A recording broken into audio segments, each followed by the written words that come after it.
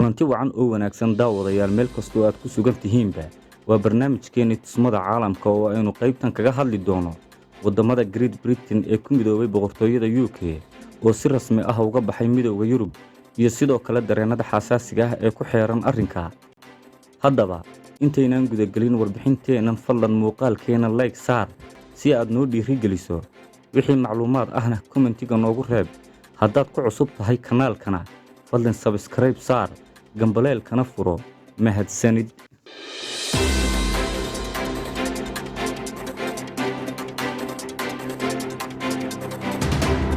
I want everybody to understand that the treaty that I've just signed is not the end.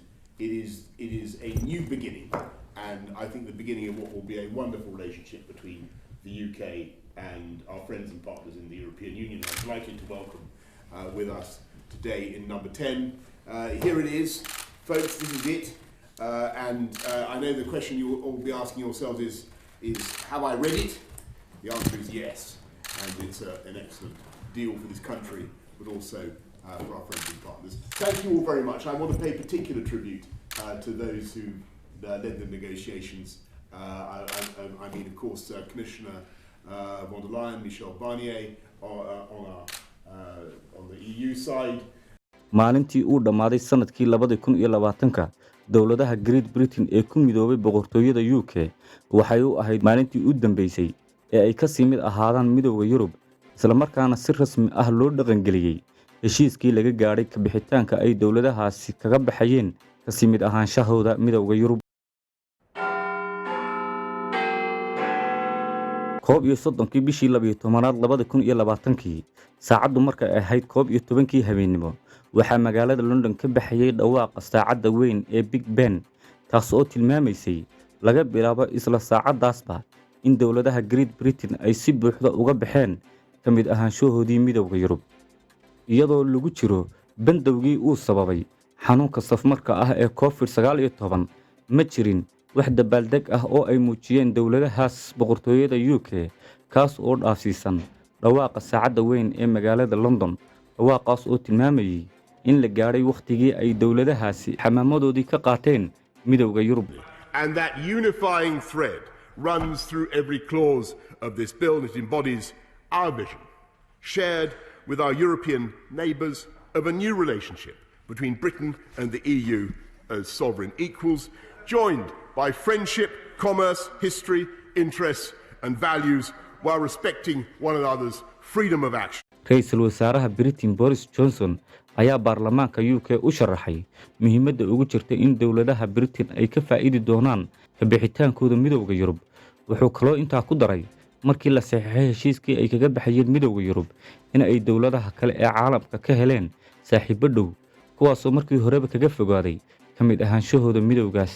dhanka kale warbaahinta kala duwan ee caalamka ayaa siyaabo kala duwan uga hadlay faa'iido iyo khasaare midka uu u horseedi doono go'aanka dowladahaas boqortooyada UK ay ka qaateen Midowga Yurub iyagoo waa warbaahintii ay arrinka ku kala aragti duwanaadeen.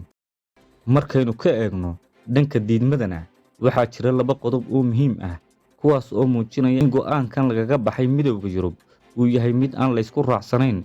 qodobadaasina waxay tilmaamayaan 1 dareenadii laga dheehanayay labadii ra'iisul wasaare ee ka horeeyay Boris Johnson ee kala ahaa David Cameron iyo Theresa May oo labadooduba muujiyay diidmada go'aanka lagaga baxayay Midowga Yurub isla markii ay u maari waayeenna ay dantu ku khasabtay inay gebi ahaanba iska casilaan hogaamintii Britain.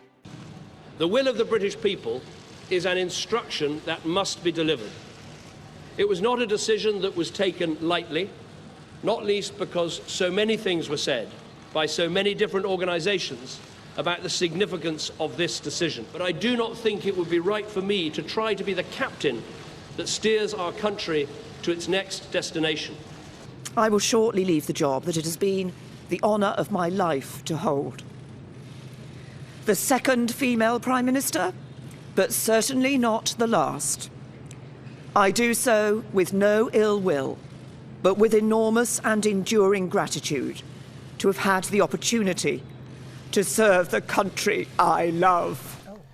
qodobka kale ee muhiimka ahina wuxuu yahay dowladda Scotland oo ka mid ah dowladaha ku midoobay boqortooyada UK ee maanta sida rasmiga ah uga baxay Midowga Yurub ayaa dhankooda cadho weyn ka muujiyay go'aanka laga qaatay Midowga Yurub isla markaana ay ku doodayeen in qaab kale loo wajaho halkii laga bixi lahaa Midowga Yurub waxayna intaa ku dareen haddiiba boqortooyada UK ay saluugtay ka sii mid ahaanshaha Midowga Yurub inaan lagu degdegin ka bixitaanka Midowga Yurub isla markaana la dhowro masiirka bulshada kala duwan ee Britain iyagoo intaa ku daray in codayn afti ah laga qaado shacabka halkii masiirka intaa la eeg lagu go'aamin lahaa si degdeg ah hogaamiyaha Scotland mar ay arrinka ka hadlaysay waxay ku hanjabtay haddii la tixgelin waayo aragtida bulshada Scottishka iyaguna dhankooda waa Scottishke ay go'aan ka qaadan doonaan ka sii mid ahaanshahooda UK kuna dhawaaqi doonaan madax bannaanida dowladda Scotland.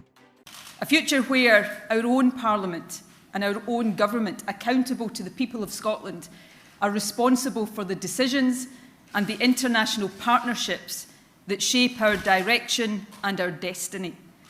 A future where we continue to be an open, welcoming place to live, study and work, and a valued member of the European family of nations. Make no mistake, after tonight, that future is only open to us with independence. warbixinteennii aynu kaga hadlaynay ka bixitaanka boqortooyada UK ay kaga baxday Midowga Yurub waa naga intaynu warbixintan oo kale ah dib ugu kulmayno waxaan idinkaga tegayaa amaana Allah.